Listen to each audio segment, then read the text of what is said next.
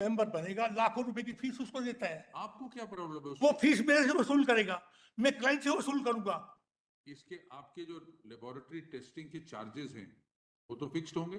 अरे सर, उससे वो तो पैसे ज्यादा देगा, वो उसका पैसा मैं अपने वसूल करूँ टेस्टिंग से, मैं क्लाइंट से वसूल करूंगा। सर डिसमिस मत कीजिए इसको, मैं 10 साल से लगा हुआ हूँ, केवल इसी चक्कर में 10 साल से 11 साल से मेरे को काम भी नहीं मिला। 10 साल से लड़ रहे हैं डजंट मीन हम इसको एंटरटेन करेंगे ज्यादा। आपको एक्रेडिटेशन लेनी है, आपकी एक्रेडिटेशन अगर कोई मना करता है तो आप आगे उसको चैलेंज करिए। आपने उसको चैलेंज नहीं किया, आपने कहा कंडीशन हटा दो जिससे भारत सरकार कह रही है कि हमें स्टैंडर्ड इंप्रूव करने चाहिए, आप कह रहे हैं कंडीशन हटा दो क्योंकि मेरी लेबोरेटरी पास हो जाए। क्यों, क्या कंडीशन डाली आपकी केस में?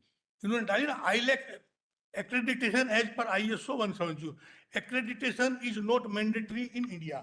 ये अभी इन्होंने, मैंने BIS से एक RTI मांगा था साहब, इन्होंने लिख के दिया है कि कोई भी ISO 170425107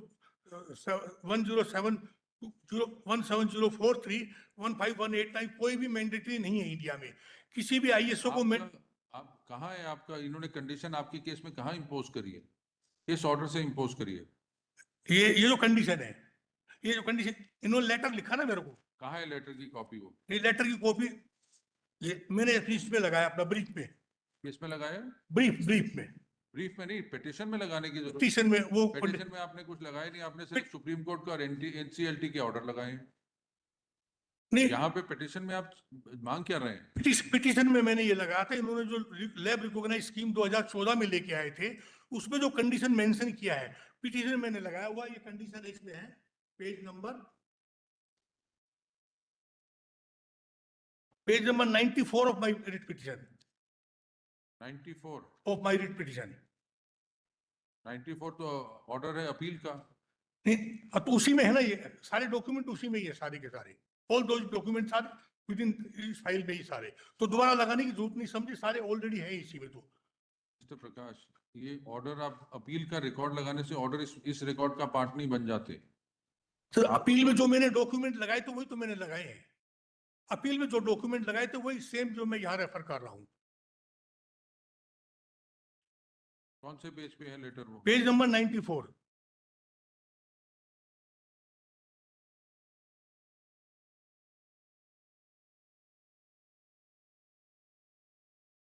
तो 94 तो स्कीम है। स्कीम हाँ, ये स्कीम ना। वो लेटर कहाँ है जो आपको दिए इन्होंने? वो लेटर मेरे रिट पिटीशन में नहीं लगाए थे मैंने, ये जो दैट वाज सब्जेक्ट मैटर में। 1 सेकंड, देखिए आप गए कंपटीशन कमीशन पे जी, NCLT गए सुप्रीम कोर्ट के, वहां उन्होंने कहा कि कंपटीशन कमीशन इसको देख नहीं सकता, ये एंटरप्राइज नहीं। ठीक है। तो आप रिट में आए। जी, रिट में तो जो चैलेंज कर रहे हैं वो कम से कम रिकॉर्ड तो लगाएंगे। तो वो सारा आपने सिर्फ NCLT competition commission supreme court के ऑर्डर्स लगाए हैं यहाँ पे। उसमें ऑर्डर नहीं सर, उसमें जो मैंने पिटीशन फाइल किया, जो डॉक्यूमेंट फाइल किया, तो वो डॉक्यूमेंट भी इसी में है। इस रिट पिटीशन में जो चैलेंज कर रहे हैं वो कहाँ है? वो तो सारे इसी में ही तो है सर। वो कौन से पेज पे है लेटर जो आप चैलेंज कर रहे हैं? नहीं, वो रिकॉग्नाइज स्कीम में चैलेंज कर रहा हूँ, that is on page 94 number. आप प्रेयर पढ़िए अपनी।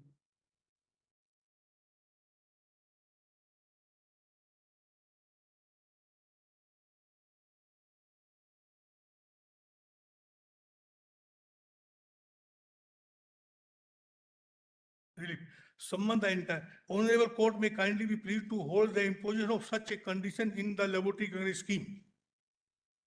तो ये जो आप आपने कोई एप्लीकेशन दी होगी जो इन्होंने रिजेक्ट करी होगी, उसी ग्राउंड पे तो होगा ये। आपको अपना मशीन वगैरह नहीं चाहिए? जी, मैं कह रहा हूँ कि इन्होंने जो लेबोरेटरी रिकॉग्नाइज 2014 में निकाली, मैंने उसको चैलेंज किया है, उसका इफेक्ट मेरे ऊपर भी पड़ा 2015 में। आप उसका बेनिफिट लेने के लिए आप कम से कम कुछ तो कहेंगे कि आप पे जो इफेक्ट हुआ, अपने बारे में तो कुछ कहा नहीं। अगर फर्ज करिए हम स्कीम हटा भी देते हैं, होल्ड कर देते हैं कॉन्ट्रीब्यूशन, आपको क्या फायदा होगा? ये इसको कर देगा तो मेरा हट जाएगा, तो मेरे को फिर दोबारा हटेगा ना, आपने वो तो मांगा ही नहीं है। इसमें जो आप पे इन्होंने कंडीशन लगाई स्कीम के अंडर, जी, उसको सेट असाइड करने के लिए तो आपने प्रेयर कोई करी नहीं ना, उसका रिकॉर्ड लगाया यहाँ पे। इसको अनजस्टिफाइड डिक्लेयर कर दीजिए साहब, इसी में मेरा काम हो जाए। इन्होंने एक स्कीम बनाई, जी, स्कीम के तहत आपको कहा जी आपका रिन्यूअल नहीं हो सकता, नहीं होगा, ठीक है, ठीक है, आपने स्कीम चैलेंज कर दी, जी, स्कीम सेट असाइड भी होगी, वो जो ऑर्डर है कि आपका रिन्यूअल नहीं हो सकता वो आपने चैलेंज नहीं किया तो वो लागू रहेगा। चलो वो लागू रहे, लेकिन स्कीम तो हट जाए, उसके बाद फिर दोबारा रिकॉग्निशन ले लूंगा मैं। आज जब इनको बारे में आईलेक एप्लेक के बारे में कुछ भी नहीं पता है, कोई जानते नहीं है क्या है, कुछ नहीं है। मैंने कहीं से मालूम किया ये विदेश में बैठी हुई कोई प्राइवेट ऑर्गेनाइजेशन है जो पैसे लेके मेंबरशिप देती है, और उसके इससे रिकॉग्निशन लेने के बाद भी इनका मानना है कि जो है इससे रिकॉग्निशन लेने के बाद इंटरनेशनली वो रिजल्ट एक्सेप्टेड होते हैं। ऐसा कहीं पे लिखा है। आईलेक का वेबसाइट का मैंने खुद लिखा, खुद इसमें कॉपी लगाया है। उन्होंने खुद कहा है ऐसी कोई गारंटी नहीं है कि हमारी फुल मेंबर एमआरए से भी लेबोरेटरी एक्टिव होगी, उसका टेस्ट जरूर ही माना जाएगा। आपको एक एक्रेडिटेशन बॉडी से एक्रेडिटेशन लेनी है, वो भी मैंडेटरी नहीं है सर इंडिया में, क्योंकि accreditation is always as per international standard ISO. ISO standards are not mandatory in India because ISO is a private organization, foreign private so organization. that means you will have a testing laboratory without any standards. Sir वो तो देखिए standard नहीं, इसमें क्या है मेरा किस चीज की टेस्टिंग करते हैं? इंजीनियरिंग मटेरियल की, स्टील की, सीमेंट की, एग्रीगेट वगैरह किस तरह की टेस्टिंग का है मेरा। तो उसकी कोई एक्रेडिटेशन की जरूरत नहीं, कोई जरूरत नहीं है सर। IS तो फिर आप टेस्टिंग किस पैरामीटर्स पे करेंगे? इंडियन स्टैंडर्ड से, एज पर इंडियन स्टैंडर्ड। तो ये किसका है? ब्यूरो ऑफ इंडियन स्टैंडर्ड्स ही तो है ये। तो सर ये लेकिन ना तो BIS में लिखा है ये कंडीशन, ना उसमें लिखी। अच्छा, ब्यूरो ऑफ इंडियन स्टैंडर्ड के जो ऑफिसर जो है, जो BIS एक्ट में जो लिखा है उसी के तहत तो रेफरेंस बना सकते हैं ना। BIS एक्ट में लिखा है कि वो अपने जाके चेक करेंगे whether man, machine and method are correct as per Indian standard, उनका ये है। इसके बाद भी ये देखिए रिकॉग्निशन स्कीम के में पेज नंबर, आप फंक्शंस ऑफ ब्यूरो देखिए जरा, आपने लगाए हैं P1 पे जी 10B।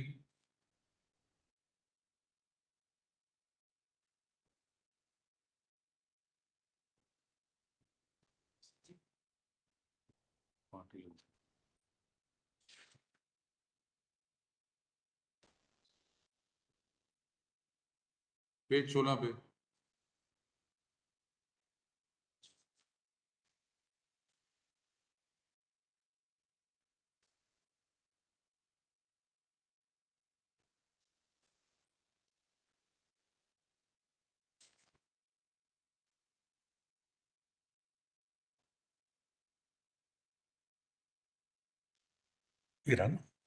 Functions of the bureau.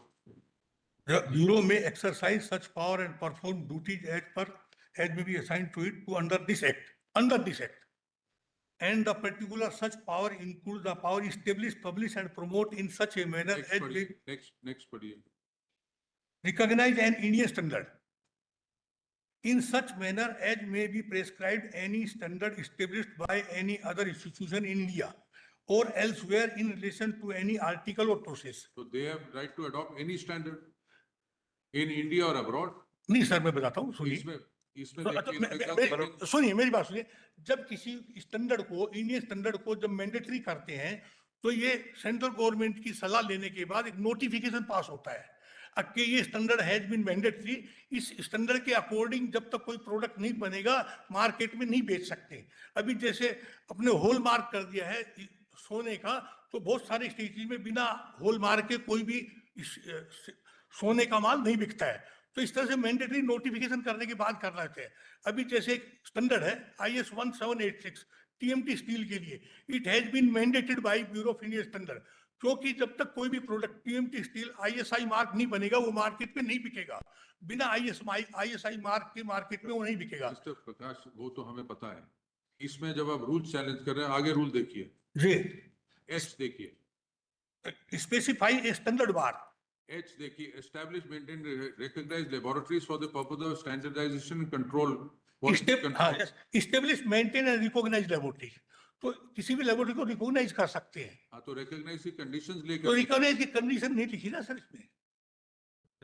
That's why the scheme was Condition- followed. and J, recognize any institution in India or outside which is engaged in the standardization of any article or process or improvement of quality.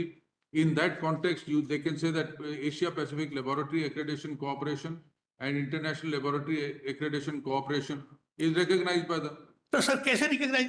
they have the power to, कैसे करेंगे हमें ना पूछिए। नहीं, उसके बाद आप कह मतलब रहे हैं नहीं power सुनिए नहीं, सर, power नहीं। This argument was raised, my lord. Kindly see page number 22, order of the Competition Commission, my lord. The So- Competition Commission has जी, जी, ultimately जी, they have gone on the वो that is process, over. but have been entertained by the Competition Commission. मिलोर क्या वो ले सकते हैं? BIS act से बाहर नहीं जा सकते ना। BIS एक्ट में जो लिखा है उसी में तो करेंगे ना। BIS एक्ट में लिखा है कि हिंदुस्तान के या कहीं भी बाहर का अडॉप्ट कर सकते हैं। अडॉप्ट करने का मेथड है ना सर, ये देखिए बताता हूँ आपको। प्रोसीजर कोड देखिए, मैंडेटिंग IS मैं बताता हूँ 98 पेज पे जी। नहीं, मेरे समझ में नहीं आया। हाँ, रूल्स है sir.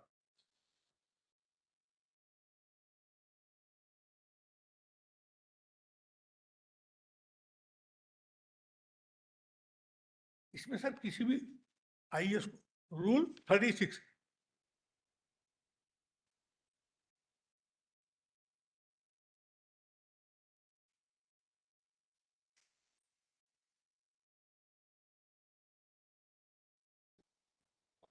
issue the guidelines for recognition, suspension, withdrawal, registration, renewal, to the laboratories. ठीक है। ये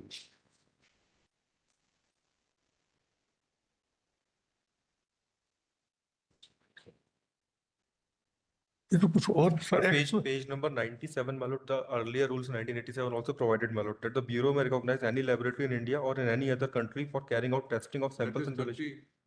My lord. Rule 30, 2018 का rule 30. उसमें किसी भी एसोसिएशन इंडिया और आउटसाइड की रिकॉग्नाइज कर सकते हैं। रिकॉग्निशन इंस्टीट्यूट को कर सकते। अगर BIS स्टैंडर्ड्स इंक्रीज करने की कोशिश करे उसको हम कम नहीं करेंगे। जी सर, इंडियन स्टैंडर्ड कर दिए ना। Indian standard- मैं सर मेरी बात सुनिए। ये पेज मिस्टर प्रकाश, 98 प्लीज। आपके कहने से इंडियन स्टैंडर्ड नहीं होगा। अगर इन्होंने कोई स्टैंडर्ड अडॉप्ट किया, चाहे इंटरनेशनल स्टैंडर्ड अडॉप्ट किया, तो दे कैन अडॉप्ट। सर वो ILAC ऐप ने जो नाम डाला है इन्होंने, उसके बारे में कुछ पता नहीं है, कुछ जानते नहीं। आपको नहीं पता, इनको पता है। उनको नहीं, उन्होंने लिख के दिया, मेरे को नहीं जानता। BIS ने लिख के दिया सर। कहीं से नाम उठा के डाल दिया। तो वो सही है। मैं आपका RTI पढ़ा रहा हूँ। RTI नंबर देखिए, पढ़ाता हूँ आपको। ये पेज नंबर 106 रिट पिटीशन मेरे पास, पढ़िए। Page number 106। कहीं से कुछ भी उठा के डाल रखा है, इनको कुछ पता ही नहीं है सर। 106 देखिए, मैंने पूछा is it fact that ILAC and APLAC are private organisation for their office are outside India based on the available record.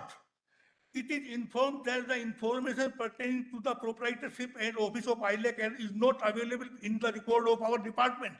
इनके पास कुछ भी नहीं उसके बारे में। और मैं पढ़ाता हूँ सर, और मैं पढ़ाता हूँ आपको। मिस्टर प्रकाश जी आप थोड़ा रिसर्च करिए, आपको इन एसोसिएशन के बारे में पता लग जाएगा। सर, मैं पूरा रिसर्च करने के बाद। रिसर्च नहीं करिए, आप जरा रिसर्च करिए। These are well known international organisations और पूरे दुनिया के लेबोरेटरीज और इसमें मेंबर है। आप थोड़ा रिसर्च करिए। आप कह रहे हैं इनका कुछ पता ही नहीं। मैं एक मिनट ना सर, मेरी बात तो सुनिए। इसमें जो पेज नंबर 106 मैंने पढ़ा, ये बताता मैं ILAC के बारे में जानता ही नहीं हूँ। उसके बाद और देख लीजिए, मैं और पढ़ा देता हूँ आपको।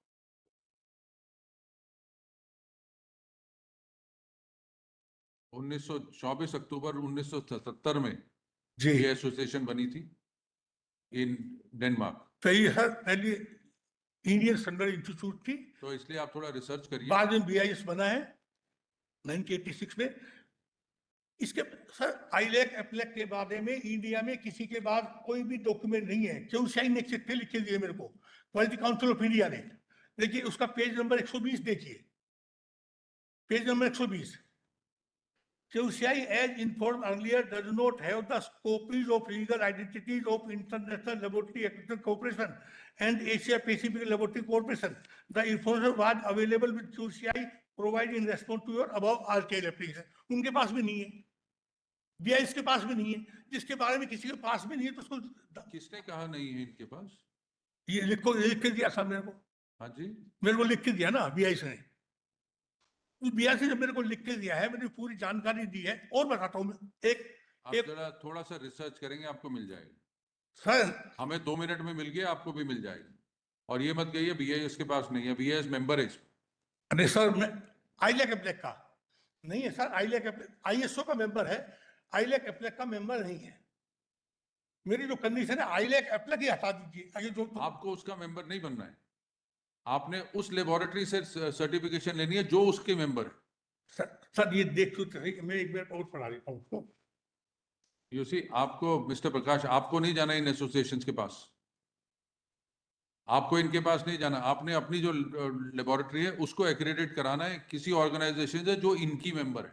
इनकी बीआईएस की मेंबर नहीं है सर, ये बोलते हैं आईलैक एप्लाई की मेंबर होनी चाहिए। आपको मेंबर नहीं होना आईलैक का, नहीं, उस बॉडी को जिससे आप लेंगे। वो मेंबर होगी। अच्छा, आपकी हिंदुस्तान में आपकी अकेली लेबोरेटरी है? अरे सर आपकी अकेली लेबोरेटरी नहीं, है? 20,000 के बॉडी है ना? हाँ उन्होंने ली हुई है मेंबरशिप, देख- उन्होंने एक्रेडिटेशन कराई है, जी। आप भी कराइए। 104 नंबर पेज तो देखिए सर, मिलो देख लीजिए, मैंने 10 साल से इस चक्कर में घूम रहा हूँ। 104 number page, please 104 number page ये देखिए। Kindly provide a copy of document from the record of BIS mentioning the legal entity of application. ये बोलता है मेरे पास नहीं है, उसे kindly provide a copy of document available BIS record about ILAC apply. बोला मेरे पास कुछ भी नहीं है। Do ILAC and apply authorize and accreditation body in India, authorize करते क्या? डिटेल्स नॉट अवेलेबल, वो कोई ऑथराइज थोड़ी करते हैं। Our department may refer to the website, kindly mention the name and address of organization that authorized and accreditation body, details not available. आप जाके अपनी लेबोरेटरी रिकॉग्नाइज कराइए, खत्म करिए काम। सर मैं रिकॉग्नाइज एक्रेडिटेशन करा लूंगा, लेकिन ये आईलैक एप्लेक का जो मेंबर फुल मेंबर डाल रखा है ये गलत डाल रखा आपको मेंबर बनने की उसकी है। जरूरत नहीं, जो उसके लिए डाल रखा है वो सुनिए, मेरी बात सुनिए, सुनिए ना मेरी बात। सब इससे लेबोरेटरी का, देखो लेबोरेटरी को क्वालिटी मेंटेन करना खुद उसका काम है।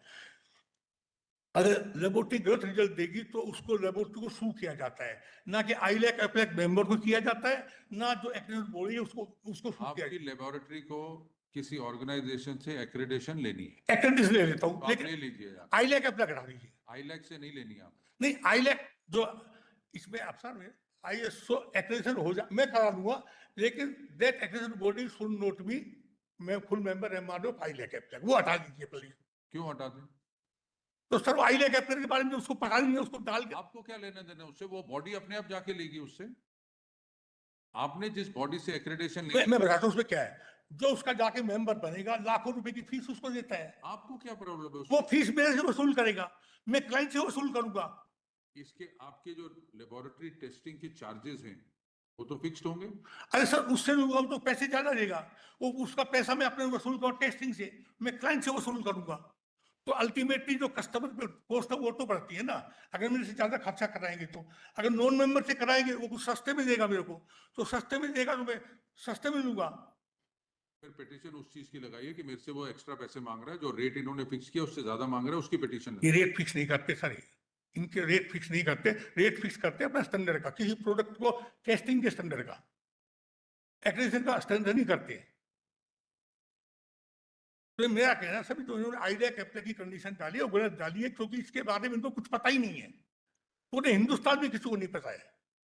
मिस्टर प्रकाश जी हमने 2 मिनट में ढूंढ लिया, फिर ये मत कहिए कि हिंदुस्तान में किसी को नहीं पता। हमें आज तक नहीं पता था क्योंकि हमारे सामने इसका मुकदमा नहीं आया। जी आज आपने इन ऑर्गेनाइजेशन का नाम लिया, हमें 2 मिनट में इंटरनेट से पता लगे ऑर्गेनाइजेशन कहाँ है, क्या है और क्या इनके मेंबर, सब अवेलेबल। आपने कोशिश नहीं करी, बल्कि आपने करी होगी लेकिन बता नहीं रहे। आपने जरूर देखा होगा इंटरनेट पे कि है कि नहीं, नहीं। इंटरनेट में मैंने देखा सर, फिर ये सब विदेश में बैठे हुए में, विदेश में बैठे हुए प्राइवेट ऑर्गेनाइजेशन है, किसी भी चाहे हो प्राइवेट ऑर्गेनाइजेशन, लेकिन गवर्नमेंट रिकॉग्नाइज्ड ऑर्गेनाइजेशन है वो। सर, गवर्नमेंट ने किसी ने भी रिकॉग्नाइज इन्होंने वो हमारा काम नहीं है, वो स्टैंडर्ड जो फिक्स। सर डिसमिस मत कीजिए इसको, मैं 10 साल से लगा हुआ हूँ, केवल इसी चक्कर में 10 साल से 11 साल से मेरे को काम भी नहीं मिला। 10 साल से लड़ रहे हैं डजंट मीन हम इसको एंटरटेन करेंगे ज्यादा। आपको एक्रेडिटेशन लेनी है, आपकी एक्रेडिटेशन अगर कोई मना करता है तो आप आगे उसको चैलेंज करिए। आपने उसको चैलेंज नहीं किया, आपने कहा कंडीशन हटा दो जिससे भारत सरकार कह रही कि हमें स्टैंडर्ड इंप्रूव करने चाहिए। आप कह रहे हैं कंडीशन हटा दो क्योंकि मेरी लेबोरेटरी पास हो जाए। क्यों? सर ये मैं आपसे जब इसके ये बाद इंटरनेशनल स्टैंडर्ड्स हैं जो दुनिया में सारे फॉलो करेंगे। तो वो आईएसओ है ना सर, आईलैक आईएसओ इंटरनेशनल नहीं है, आईएसओ इंडिया का है। नहीं sir, ISO international organization of standardization है, bureau of Indian standard India का है। तो आईएसओ जो है वो विदेश में बैठा हुआ है, जेनेवा में बैठा हुआ है, इंडिया का नहीं। हटा दे। नहीं क्यों? फिर उसको क्यों फॉलो करना है? किसको? ISO को। आप कह रहे हैं ना कि हिंदुस्तान का ही करो, बाकी सब हटा दो। सब बाकी तो मैंडेटरी वैसे हो नहीं सकते, क्योंकि ISO हमारे जो है उसमें आईएसओ स्टैंडर्ड कौन फिक्स करता है? वो ISO करता है, आईएसओ क्या है? वो प्राइवेट ऑर्गेनाइजेशन है। वो भी प्राइवेट है ना। हाँ, BIS की तरह, BIS गवर्नमेंट की है। इंडियन स्टैंडर्ड तो मैंडेट, आप कह रहे हैं प्राइवेट सारे हटा दो, आईएसओ को भी आपके हिसाब से हटा देना चाहिए फिर। वो तो वैसे भी मैंडेटरी नहीं है, गवर्नमेंट में मैंडेटरी नहीं है सब वो। तो फिर आप स्टैंडर्ड, आप लेबोरेटरी चलाना चाहते हैं टेस्टिंग की, फिर क्या टेस्ट करेंगे बताइए? आपके हिसाब से तो कोई भी स्टैंडर्ड मान्य नहीं रखता।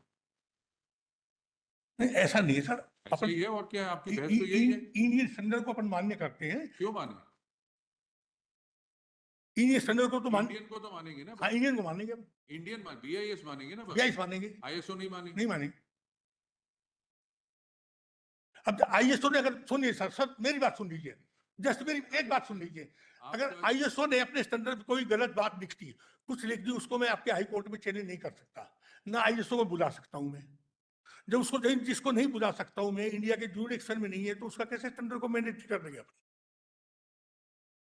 इसी तरह से ILAC एप्लेक को भी, वो विदेश में बैठी हुई प्राइवेट ऑर्गेनाइजेशन है, उसको इंडिया की कोर्ट में नहीं बुला सकते हम, इसलिए आपको बुलाने की जरूरत नहीं है। BIS अगर कहती कि हम वो स्टैंडर्ड फॉलो करेंगे, देखिए गाड़ियों के मामले में सर वो ठीक है। पहले भारत स्टेज 3 आया, भारत स्टेज 4, आज भारत स्टेज 6 आ गया, और 6 का भी अगला वर्जन आ गया।